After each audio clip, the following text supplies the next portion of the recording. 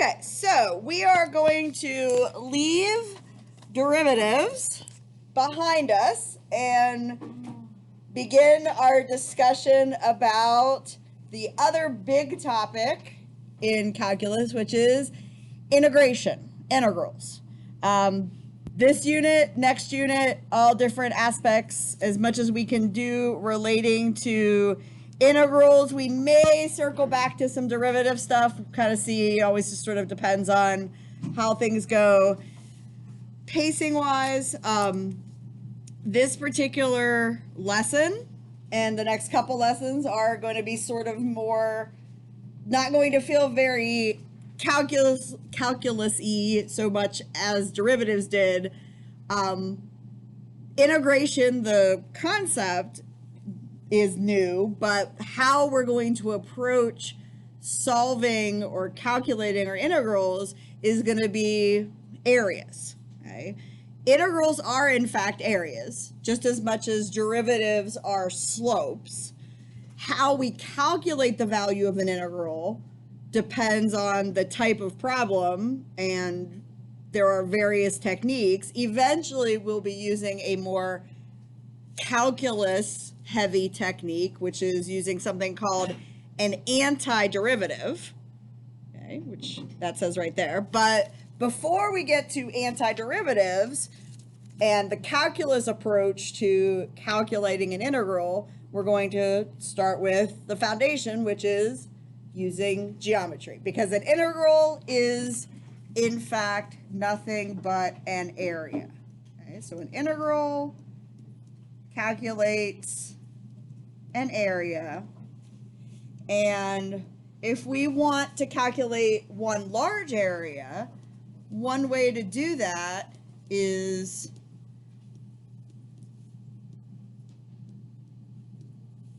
take it and break it into a lot of small areas.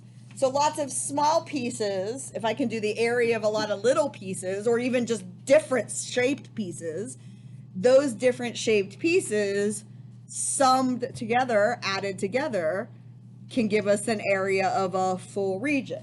And so some people think that's why Newton used this symbol, which is essentially like an elongated S, to be the integration symbol, because in an integral we are doing an area or a sum of a lot of little areas. So when you see an integral, to start things off, it's going to look like that. It's going to have two little numbers, one at the bottom, one at the top. We use A and B to represent those. Those are referred to as the limits of integration. This is some function name right there. So whatever function is there, either as written out in individual terms or just written as its name, f of x. Another way we talk about that is we call that the integrand. And this little guy at the end, he's kind of the weird one. We don't really see why we need him right now. We're not really going to understand why we need one until need that little bit later in our explanation. That's called the differential. Differential. Okay. And so honestly, for now, you're just going to see him there, but he's kind of not going to do anything. He's not going to seem like he has any real part in the problem, and that's not really true, but at least that's what it's going to seem like. So we'll see that every time we see an integral written out, we will see that little extra differential piece sort of tagged on after the function name, and we'll just kind of go, yeah, all right, it's there. Okay? Not going to worry about it. It doesn't do anything special for us right now.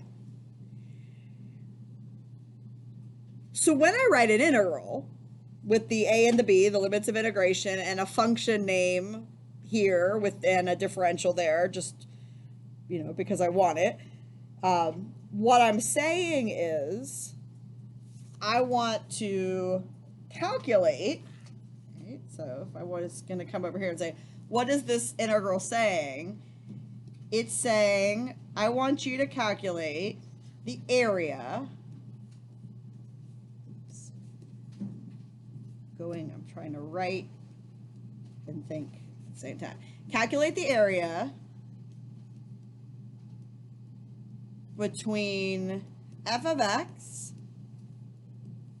and the x-axis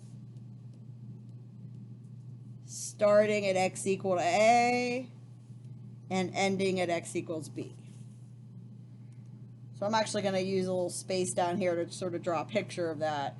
If I've got some random function, whatever it looks like, a lot of the ones we're going to have today are built out of a lot of line segments, so I have a lot of really nice geometric looking shapes for us. But eventually we're going to figure out how to estimate the ones that are curvy and then actually calculate exactly the ones that are curvy. But an f of x function and the x-axis and an x equal a and an x equal b, and we're going to calculate that area. And that area is what the integral represents.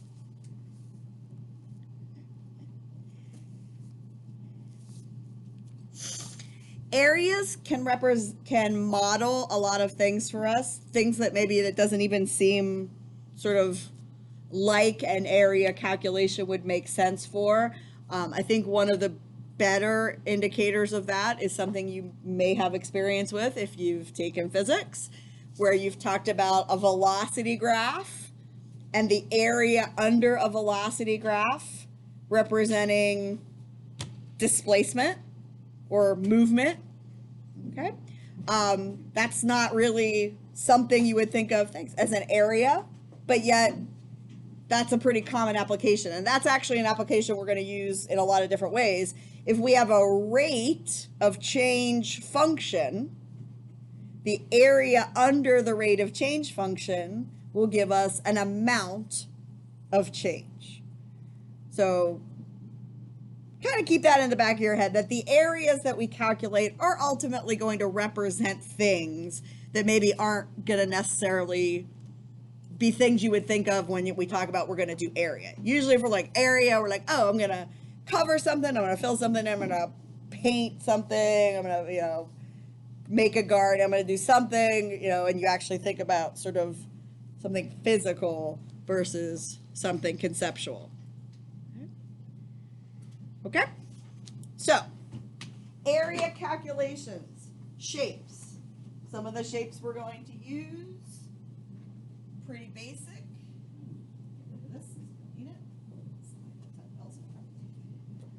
So, let's make just a couple side notes here. I don't know which ones of these you need, but, rectangles are going to be our friend. We're going to use rectangles a lot.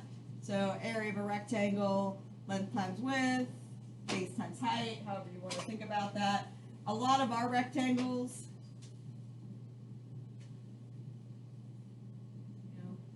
we're going to kind of look at like that. They're going to be tall and skinny because we're oftentimes going to be thinking about doing fitting our shapes in this direction between the x-axis and the function. Triangles, 1/2 times base times height. If we've got a right triangle, base and height. If we have sort of another type of triangle, we would have to have maybe base and then be able to measure the height, because the height is a perpendicular distance. This is the one you probably don't know because we don't use it very much. It's trapezoid. Yes, ma'am. Are we gonna write these down? Like, should we be writing them down? I would, if you're comfortable with them and you're like, yep, I know that, I don't need to write it down, then fine. If you think you need to write this down, then write it down. A trapezoid, okay? When we talk about a trapezoid, you have to pay attention to where the parallel sides are, because the parallel sides are considered the bases. and the distance between them, the perpendicular distance between them is the height. And an area of a trapezoid is 1/2 times height times the sum of the two bases.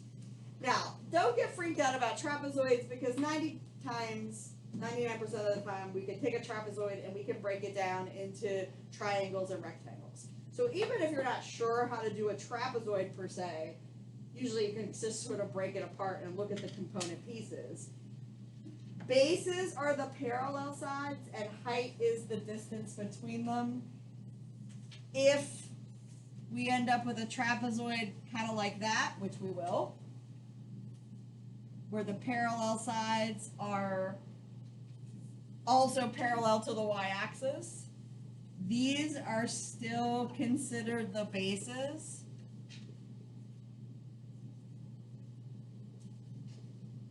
And that distance here is the height. That's the part usually students hate because you're like, base is the bottom. You should be sitting on the base. And when we turn a trapezoid sideways like that, the parallel sides that are like this are still considered the bases. Bases have nothing to do with in a trapezoid with where they're sitting. It's the parallel side. So however it's turned, unlike a rectangle, which you can kind of turn it and you can use different pieces, say, well, this is the base and this is the height. If I rotate it, this is the base and this is the height. Trapezoid's not like that. In a trapezoid, parallel sides have to be your bases.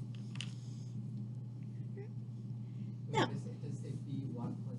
B1 plus B2, yeah. So 1/2 times the height times the sum of the two bases. That's probably the one I would think you would have to write down. Most students, I'm like, area of a rectangle. You're like, yeah, I can do that. Area of a triangle. Like, you kind of do those pretty naturally. Trapezoids are like,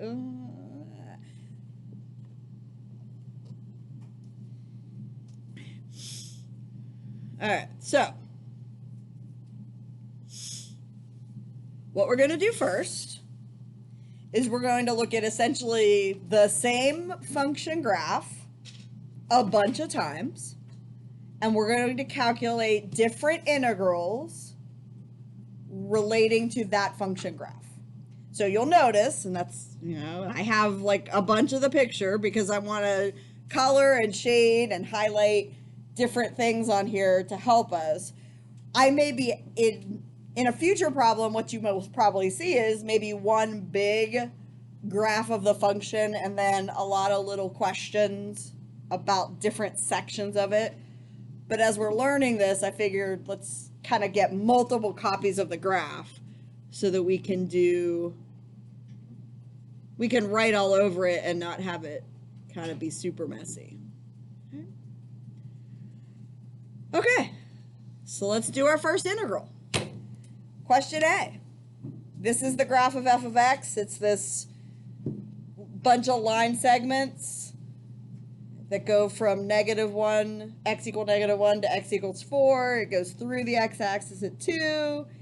We've got positive slope, zero slope, negative slope, another negative slope, zero slope. And I want the value of the integral from 0 to 2. Okay. So that means from x equal to 0 to x equal to 2. That's kind of a boundary. And the function is a boundary. And, kind of closing off the region, so any additional vertical lines I have to draw in.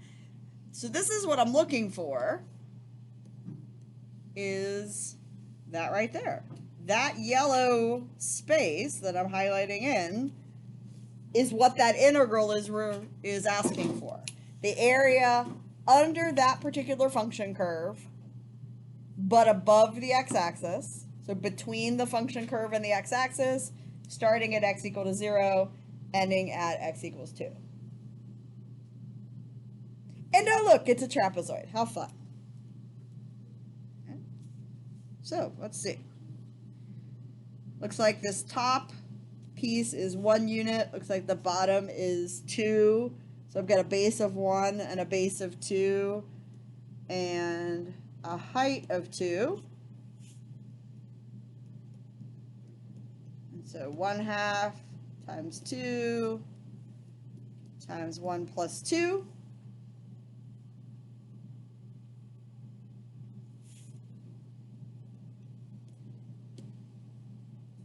And so the value of this integral is 3 units, or just 3. We don't really have any context here. The graph doesn't represent anything specific, so the area doesn't represent anything specific, so we're just going to report a number answer. So the integral from 0 to 2 of f of x dx in this case calculates out to 3.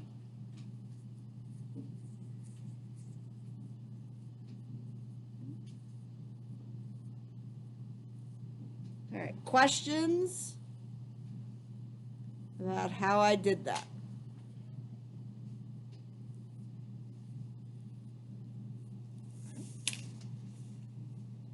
So if that's the case, what would you tell me for the next one?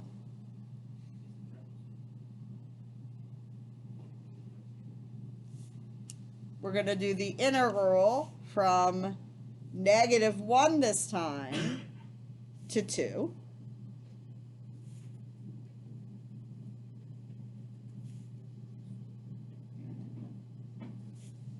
And in this case, when we highlight the function curve, we basically close off our region. And if you're looking at this thinking, well, you know, I see one big trapezoid, but I also see the trapezoid we just did plus a triangle. Absolutely. That's one of the properties of integrals that actually works really nicely, is if I want to integrate, if I want to calculate an area from -1 to 2, I can break it apart and say, like in this case, maybe I'll do the part from -1 to 0, and then the part from 0 to 2, because I already know what the 0 to 2 part is. I already figured that out. So you can basically subdivide these any way you want. You will see that I typically will do vertical things to subdivide my regions. There's a reason for that. Okay. It's not wrong to do it another way, but it'll help us when we're trying to do the next kind of problem if we can sort of focus on vertical things, kind of going from the x-axis to the curve or vice versa. So what do you guys say about answer B? What's my area? Well, that part's 3, and that triangle is 1/2 times 1 times 2, so that's 1, so the whole thing's 4.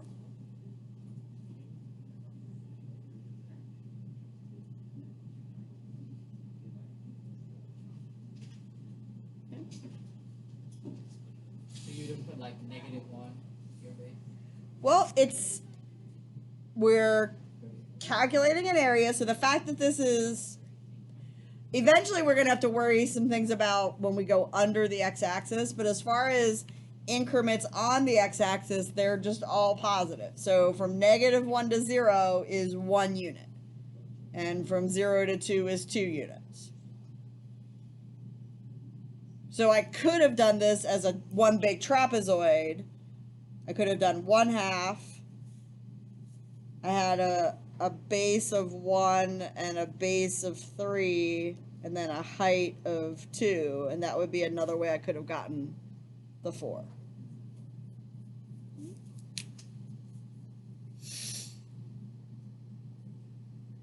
All right. How we doing? Yeah? Okay. So it would just be 4 as like my total. Hmm? So it would be 4 as like my total sum of the Your totals, yeah, so if this little piece is 1 and this little piece is 3, then the whole thing is 4, or, you know, you can look at the whole thing as one big trapezoid and say, okay, if I'm going to do just the whole big trapezoid all at one time, the calculation would still be 4.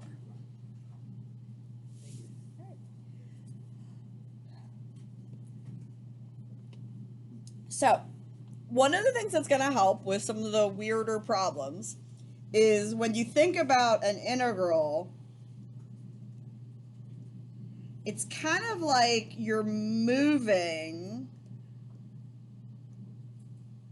from A to B and sort of moving through an area. So it's like I'm starting here and I'm ending here and I'm moving this way. And as I move that way, I sort of cover an area bounded by my curve. If you think about it that way, then this area question, hoping intuitively, think about it. If the areas are like you start at A and you go to B and you're sort of covering an area and representing that area, on a question like C, if you start at 2 and end at 2, there's no real movement through an area. So what do you think we say for the value of that integral?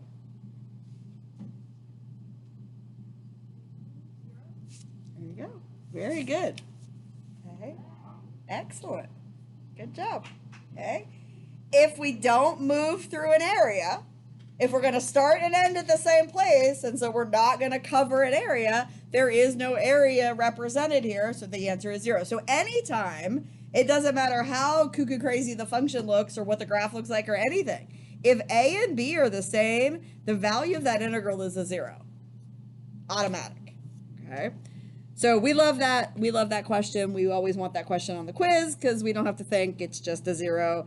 Can't do an area if you're not covering an area if you're starting and ending at the same point. Excellent. Okay.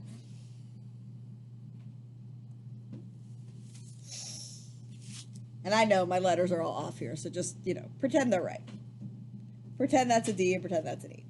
Let's go to the next one here. The 2 to 4 problem. 2 to 4. 2 to 4. In this case, the graph goes under the x-axis.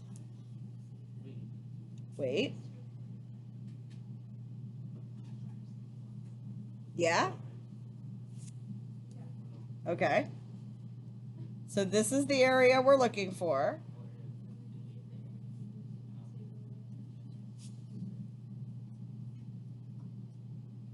Now, I don't know that this is intuitive, but we are actually, when we start talking about these problems in context, it might make sense to differentiate between areas that are above the x-axis and areas that are below the x-axis, especially if we're doing a velocity graph.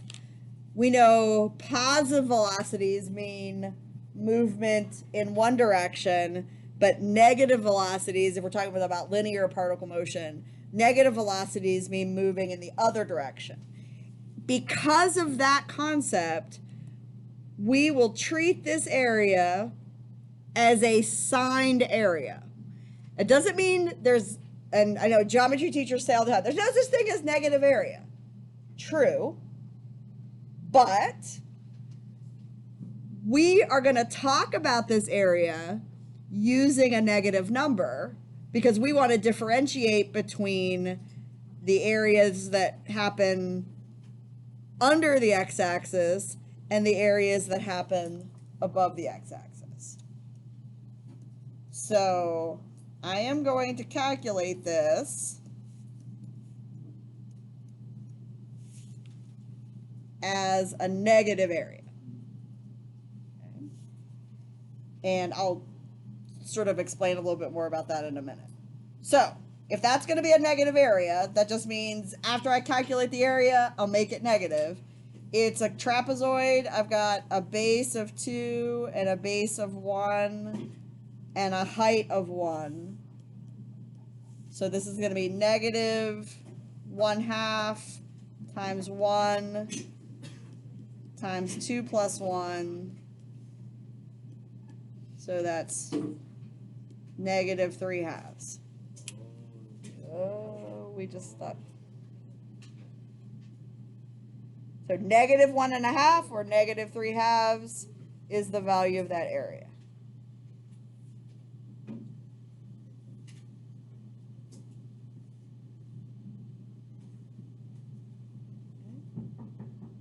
Oh, yes. Hello. Good. Just shut the door in your face. All right.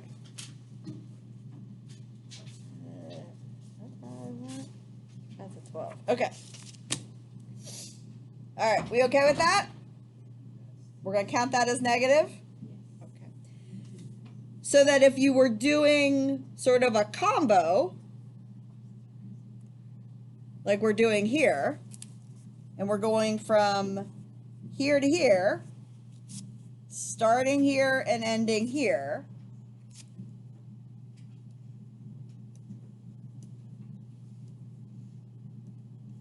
all of this, we're going to consider a positive area, or, you know, movement maybe in one direction if this is a velocity kind of curve, versus then this little part, which I'm going to consider negative, which would be movement kind of in the other direction. So if we want the full displacement, if I'm moving from, and let's just pretend that negative time is okay, but it's not. So let's pretend we're moving from the -1 point to the 4 point with a velocity, a positive velocity from -1 to 2. So all of this is moving in one direction, and then a negative velocity from 2 to 4. So all of this is moving in the opposite direction. My positive 4 from the big yellow trapezoid plus a negative 3/2 from the little green trapezoid means my final answer is 2.5. So in terms of a particle motion question, this is where this would become important.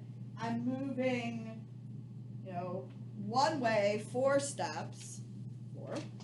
And I'm moving back 1.5. If I move 4 this way and then 1.5 this way, I am 2.5 to the right, positive, of where I started.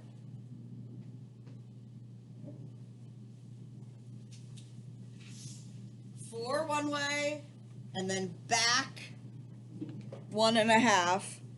Overall result is 2.5. We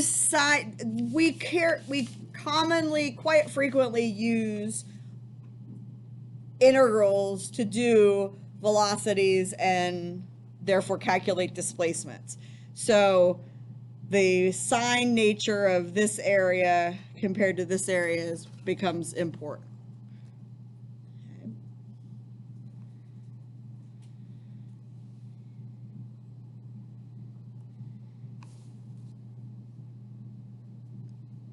So what happens when we get to problem F?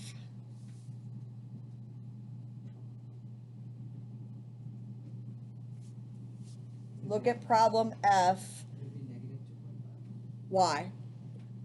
Because you're starting from -1. I don't know why, but Okay, yeah, you're like, I can't explain it, but it just kind of, all right, so, because this, if you think, it's a pretty intuitive kind of guess. You're like, well, -1 to 4, you're going this one direction and then this direction. That's why I encourage you to think about these as starting and ending points. When we look at this integral related to this integral, they are opposites.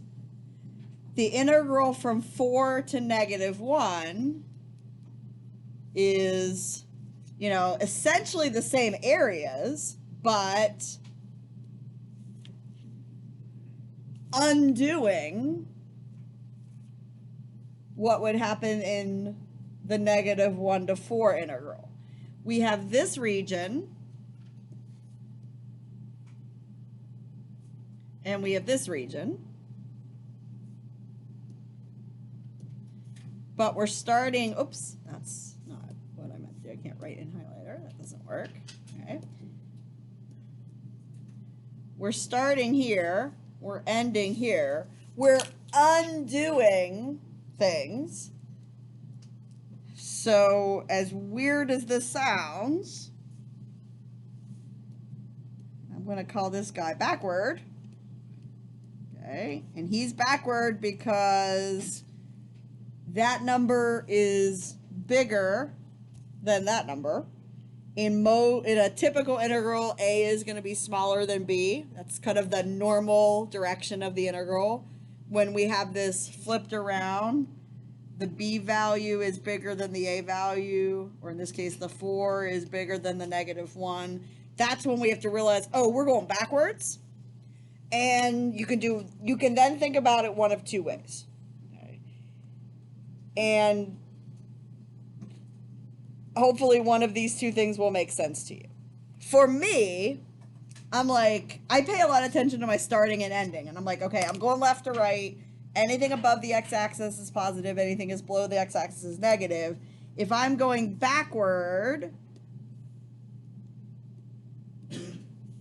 that relationship changes. So in this problem, the 3/2 would be positive, the 4 would be the negative, and I would get -2.5.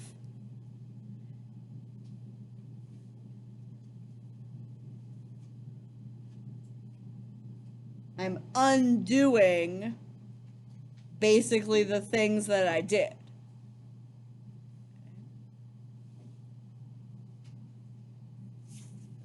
Positive, so because we're going left to right. So how do you read it? So do you read like from the bottom is where you start? Yeah, I would say the integral from 4 to -1.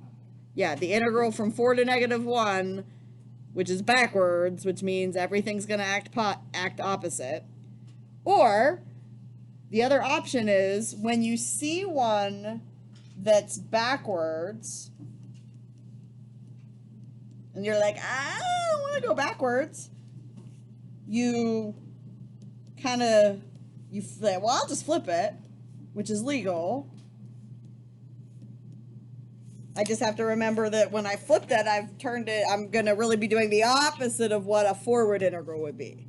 So an integral from 4 to -1 is the opposite of the integral from -1 to 4. So my answer would have to end up negative. Your answer is going to end up as -2.5 one way or another for this last problem. The question is, how do you think through it? All right? And the funny thing is, Mr. Walters and I have taught calculus together for like 8 years, and we do not see this problem the same way. He automatically switches it. When he looks at that and he goes, that's wrong, and he flips it around and throws a negative in front, and then he goes. I look at it and go, well, it's not wrong. It's just backwards. I can think about it backwards, and I think about it backwards. Two different perspectives. You can do either one, and Rocky, I'll get your question in a minute. You can do exactly what I just did and say, okay, I'm starting here and ending here, and so when I look at a graph, that's how I'm going to interpret it. everything works the opposite way. And some of you are going to be fine with that. And some of you are like, I don't want to memorize it 2 different ways.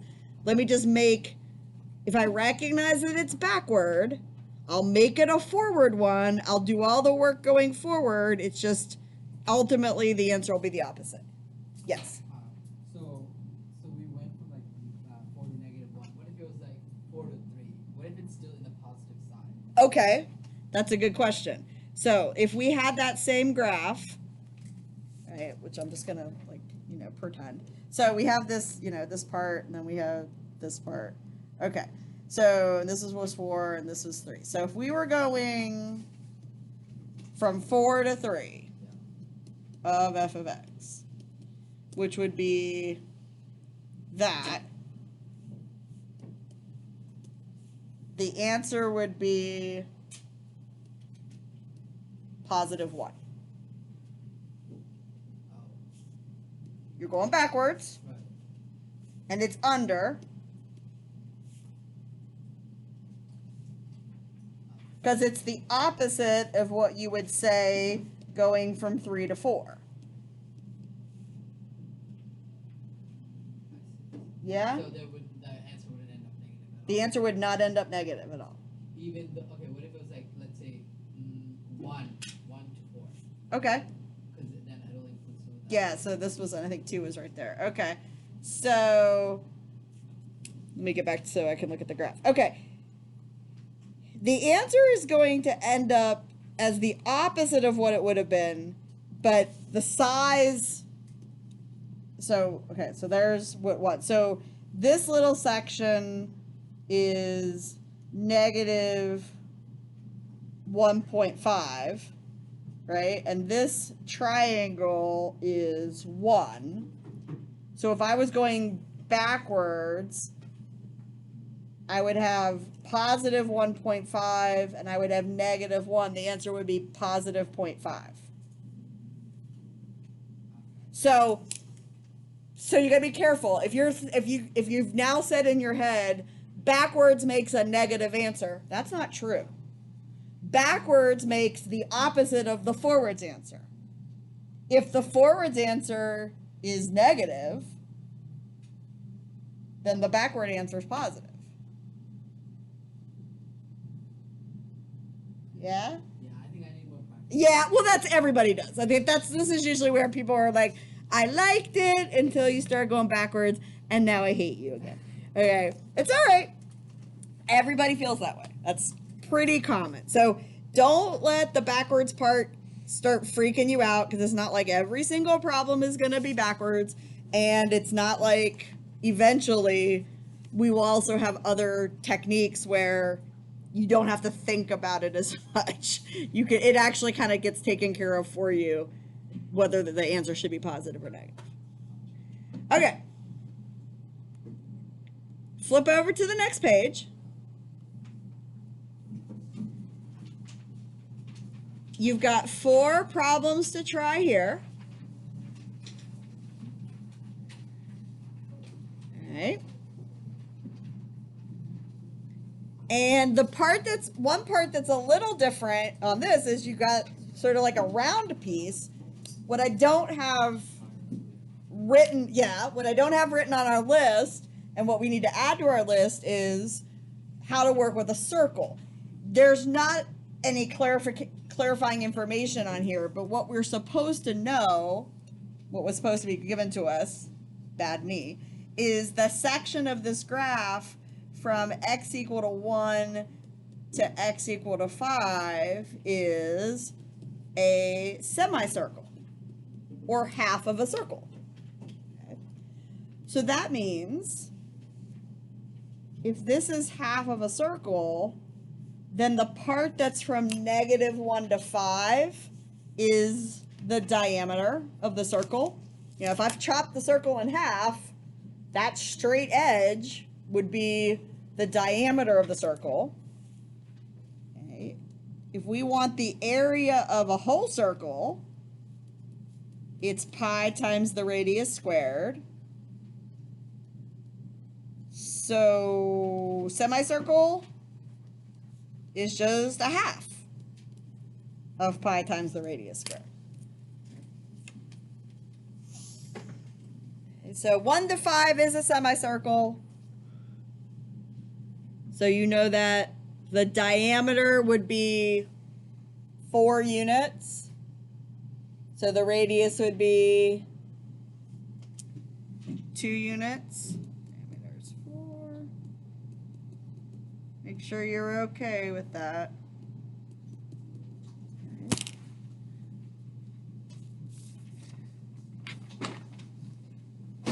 Oops, kicking stuff.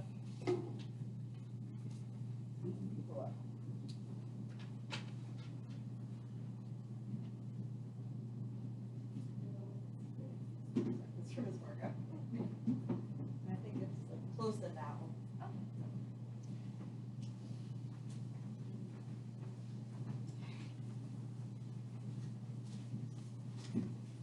Now, don't you feel ashamed of yourselves? You guys were crying.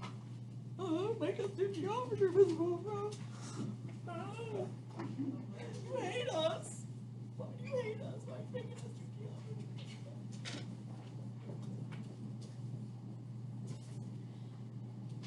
like middle school geometry. Come on. Come on. It's not like I made you do proofs or CPCTCLQZ, whatever that is. Corresponding parts of congruent triangles are congruent. 2 parallel lines cut by a transversal. Alternate interior angles are congruent. I taught geometry for a long time. Lot of geometry. How'd you get the radius to be 2? How'd I get the radius to? Well, Oh, I see. because it's half the diameter. And so if that's half of a circle, then that straight part has to be the diameter. So, yeah.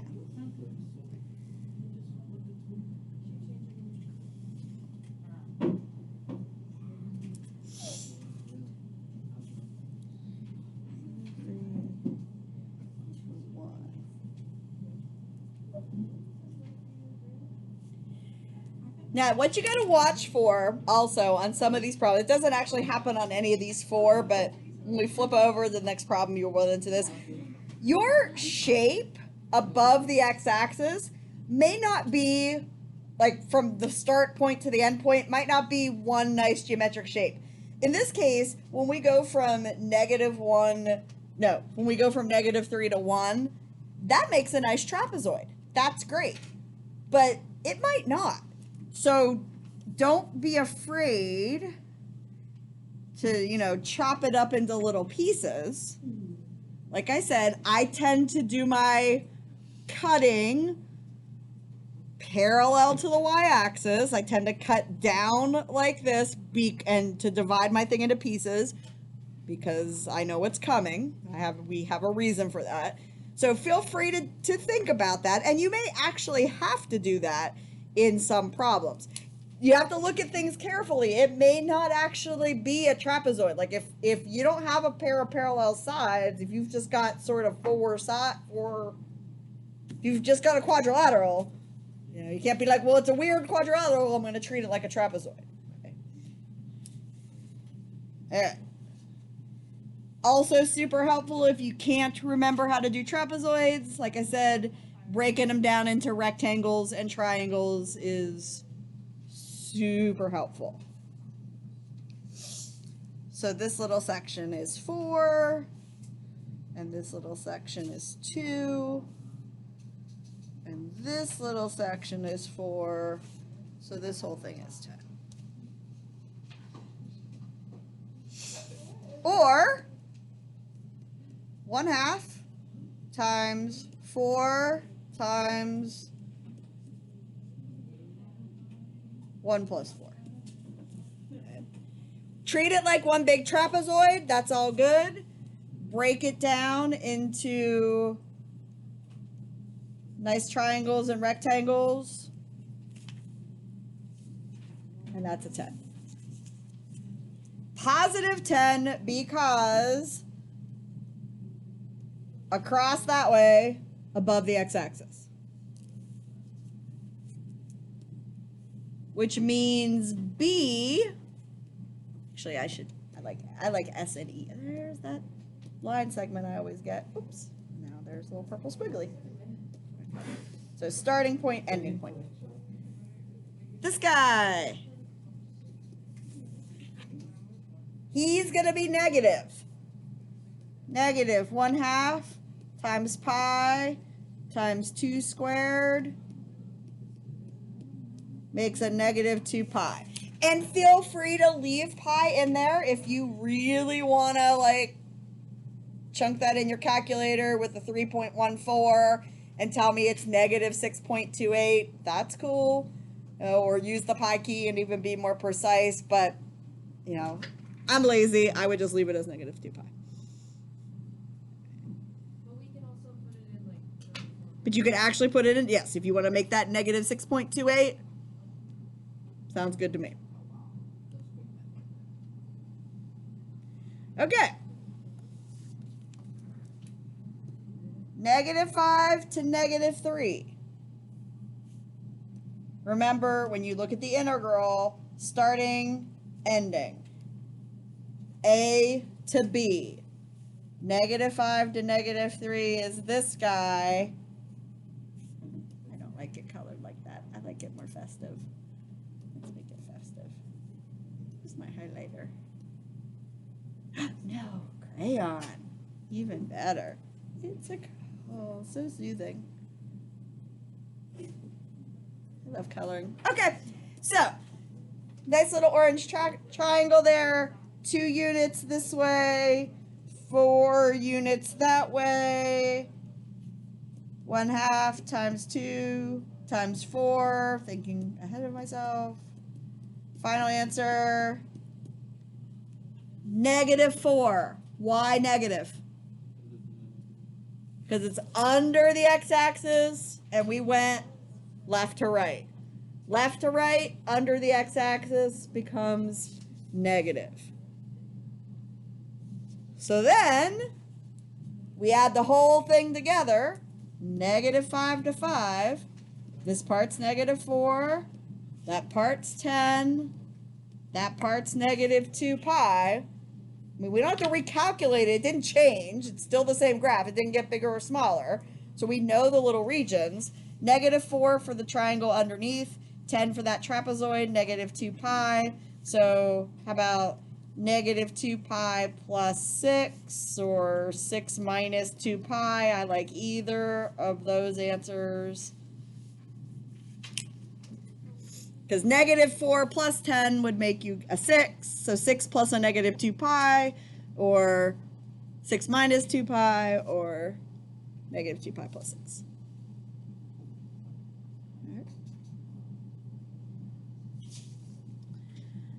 All right. So